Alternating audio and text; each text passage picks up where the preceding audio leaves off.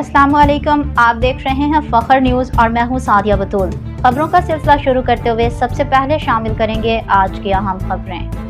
नवाब शाह से district reporter Mohammad Azam भट्टी की report. शिया उलमा कौंसिल पाकिस्तान सूबा सिंध के डिप्टी जनरल सेक्रेटरी जवार मोहम्मद हुसैन चांडियो, मौलाना ताज अली इनकलाबी, सैयद फयाज हुसैन शाह, मौलाना अता हुसैन चांडियो, मौलाना मोहम्मद आलम मरी ने कहा है कि शहीद अलामा हसन तुराबी उम्मत मुस्लिमा के बड़े रहनुमा थे और शहीद अलामा हसन तुराबी ने हमेशा इत्तेहाद बैनुल मुस्लिमीन के लिए कोशां रहे। उन्होंने कहा कि मकतब अहले बैत अलैहिम सलाम और अज़ादारी सैयदुल शोदा हज़रत इमाम हुसैन अलैहिस्सलाम के लिए मैदान में जिदोजहद करते रहे और अलामा शहीद हसन तुराबी जैसे इंसान सदियों के बाद पैदा होते हैं।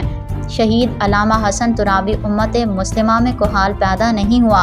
उन्होंने कहा कि शहीद अलामा हसन तुराबी कायदे मिल्लत जाफरिया पाकिस्तान अलामा सैयद साजिद अली नकवी के सच्चे सिपाही, मुजाहिद और साथी थे। उन्होंने तमाम मोमिनीन, अज़ादारों और तंजीमी कारकुनान से अपील की है शहीद अलामा हसन तुराबी के नक्शे कदम पर अमल करें और तंजीमी काम को मजबूत करें।